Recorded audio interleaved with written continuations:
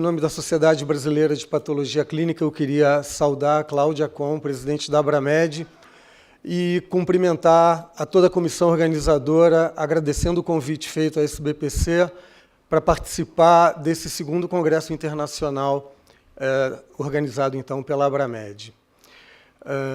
Temos o primeiro slide, por favor. Aqui está a minha declaração de conflito de interesse. Eu sou diretor de acreditação e qualidade da SBPC até o final desse ano, coordeno a Câmara Técnica da Abramed e trabalho na área de relações institucionais do Grupo Fleury. Bem, a preocupação com o excesso de utilização de exames, ela já chegou à mídia e ela não é recente. Nós podemos ver aqui, Chaib, uma declaração do Arlindo de Almeida, então presidente da Abrange, em 2005, né? Está um pouquinho pequeno, aqui vocês não devem estar enxergando muito bem. Ele demonstrava a mesma preocupação e trazia um dado adicional de que 30% dos exames não eram sequer retirados pelos pacientes que procuravam os laboratórios. 8 anos depois, 2 médicos ilustres, um deles, o Drauzio Varela, que é uma celebridade global, e Maurício Sesquim, que presidiu a Agência Nacional de Saúde Suplementar, publicaram um livro afirmando a mesma coisa e chamando a atenção, então, que, além dos resultados não serem buscados pelos pacientes, eles eram, em grande parte, resultados normais. E eu lembro aqui que o professor Giovanni Cherry, no início da sua fala, nos remeteu à questão da promoção e da prevenção, trazendo uma ideia de que esse é o investimento mais importante que nós podemos fazer para a sustentabilidade dos sistemas de saúde. E se nós pensarmos em promoção e prevenção, nós temos que nos acostumar também com os resultados normais. Porque um resultado alterado certamente vai levar para outras linhas de investigação, aumentando a sinistralidade, aumentando os custos e assim sucessivamente. Nós nos preocupamos na Sociedade Brasileira de Patologia Clínica e nos surpreendemos com esse número elevado, cuja fonte nós desconhecemos até hoje. Estimulamos os laboratórios a começarem a mensurar esses números e vejam que hoje nós temos um dado concreto, que o número de resultados não acessados, porque hoje em qualquer celular você consegue acessar um resultado de exame por SMS ou indo ao site de clínicas ou laboratórios. Então, esse resultado esse número ele é muito inferior ao que nós imaginamos. E para que servem, então, os exames diagnósticos? Certamente, eles trazem valor para a assistência à saúde. Vejam, em diferentes cenários, desde a prevenção, promoção, rastreamento de doenças, até a confirmação ou exclusão de diagnósticos, o gerenciamento de doenças, a participação em desfechos intermediários, porque hoje, com base em informações obtidas de exames, um médico define se é necessário ou não uma internação hospitalar. E define também o critério de uma alta. Isso tudo traz impactos econômicos para o sistema de saúde, além de os exames mais recentes, os exames preditivos, estarem trazendo para nós informações importantes que podem contribuir para a mudança de hábitos de vida e para os cuidados, além de definir prognósticos de muitas doenças. E qual é o custo que isso representa? Na área de exames laboratoriais, nós temos um estudo que foi feito ao longo de 10 anos, que mostrou que no sistema americano, que é o sistema que mais desperdiça recursos, esse custo de exames laboratoriais está em torno de 2,3%. E na Alemanha, quase a metade, 1,4%. Ou seja, não acreditamos que nós sejamos o principal problema da assistência à saúde ou dos gastos na assistência à saúde. E é preciso encarar essa realidade. O número de exames vai aumentar, sim, por conta de inúmeros fatores que todos vocês já vêm ouvindo falar ao longo dos últimos tempos. Esses fatores vão contribuir para o aumento de exames e trarão novas perspectivas para os sistemas de saúde. Só para ilustrar, eu trago esse gráfico que, nos Estados Unidos, hoje, e esse dado é recente, estão disponíveis quase 70 mil exames genéticos. Como nós vamos lidar com essa nova realidade? E nós estamos tratando de apenas uma fração dos recursos que hoje estão disponíveis, depois da decifração do genoma humano. E, para concluir a parte da utilização dos exames, vejam que a Organização Mundial de Saúde estabeleceu agora um grupo atual para desenvolver uma lista de exames essenciais, a exemplo do que já acontece com os medicamentos. A preocupação com a variação da prática médica, ela existe não só no Brasil, mas também em muitos outros países. E vejam só que o sistema de saúde da Inglaterra e do Reino Unido, que é um dos mais celebrados no mundo, ele tem publicações, né, numa área de inteligência que são muito importantes e ilustram bem o que eu acabo de mencionar. Esse é um atlas que estudou, ou que apresentou as variações de utilização de exames de recursos diagnósticos nesses países. Eu trago apenas um exemplo de utilização de um marcador de câncer de ovário, que é o CA125. Vejam só, 80 vezes de variação, e excluídos os outliers, essa variação cai para 9 vezes, um número também insustentável. E isso pode ser verificado não só com esse marcador, mas em inúmeros outros exames. Aqui temos o TSH, o T4 livre, o T3 livre, a antiperoxidase, o CA125, a variação, excluídos os outliers, continuamos aqui com uma variação muito elevada.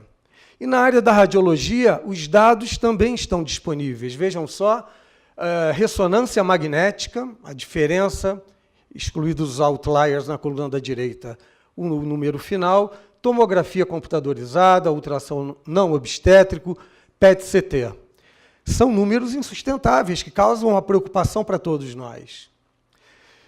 E, apesar disso, desses exames, talvez muitos deles desnecessários, continuamos com problemas de diagnóstico. Isso foi revelado por essa publicação do Instituto de Medicina norte-americano, Improving Diagnosis in Healthcare, melhorando o diagnóstico na assistência à saúde, que revelou que todos os americanos terão, no mínimo, um atraso ou um erro diagnóstico ao longo da sua vida, com todo esse arsenal.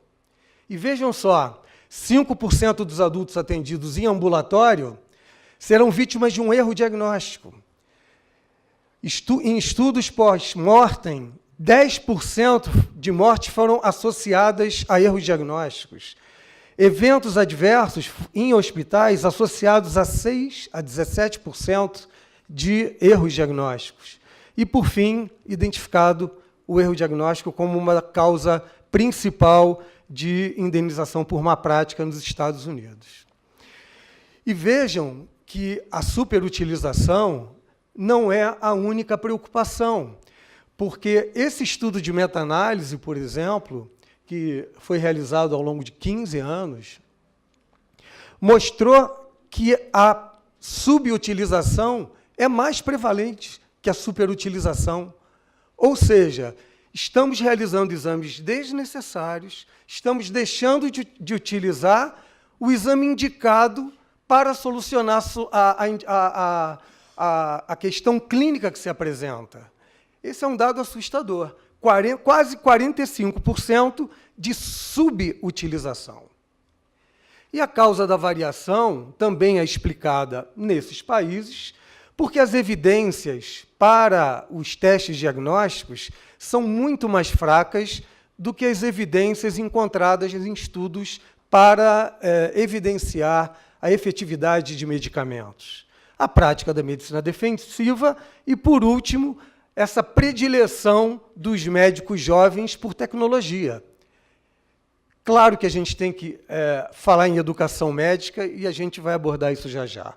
A boa notícia, então, é que nós temos soluções para o uso racional e elas estão descritas aqui. Eu vou exemplificar rapidamente, já que o meu tempo já está se esgotando, a questão da educação, do papel da indústria, do papel das associações médicas, trazendo evidências científicas para a prática, critérios de repetição de exames, a utilidade dos pedidos eletrônicos, a importância da eliminação dos exames obsoletos, a existência já disponível de algoritmos, testes reflexos e, por último, iniciativas da Agência Nacional de Saúde Suplementar. Vejam que já há evidências desse grande centro, que é o Cochrane, e aqui eu assinalo 145 estudos já de acurácia em diagnóstico. A AMB já tem publicado as suas diretrizes, está amplamente divulgado. Qual é o problema? É que os médicos não estão seguindo as diretrizes. E esse é um ponto que nós temos que enfrentar, né? Existem inúmeras razões. Vou descrever duas delas. A primeira é o conflito de regras. E a segunda, a falta de uma atualização dessas diretrizes. Esse é um exemplo muito interessante que nós deveríamos aproveitar, que também vem do Reino Unido, que é o intervalo mínimo para repetição de exames. Existem diversas áreas publicadas. Essa aqui mencionada diz respeito a exames de funcionamento hepático. Vejam aqui uma enzima hepática gama-GT em cenário agudo, assim como uma bilirrubina conjugada. É recomendado, então, que seja repetido apenas em intervalos semanais. Será que isso está acontecendo nos nossos hospitais? E vejam que para diferentes áreas já há descrição dos intervalos mínimos para a repetição de exames. Vejam esse exemplo que vem da Croácia, que simplesmente aplicou essas regras de intervalos mínimos e inseriu as regras em prontuários eletrônicos que proporcionam pedido eletrônico também de exames. Olha a economia que foi gerada, e eu trago aqui, para quem ainda não conhece, a moeda lá na Croácia é o kuna, e aqui a gente tem uma ligeira proporção com a nossa moeda, que é o real. A economia que foi gerada em kuna e o que representou em percentual. É um mecanismo já comprovado.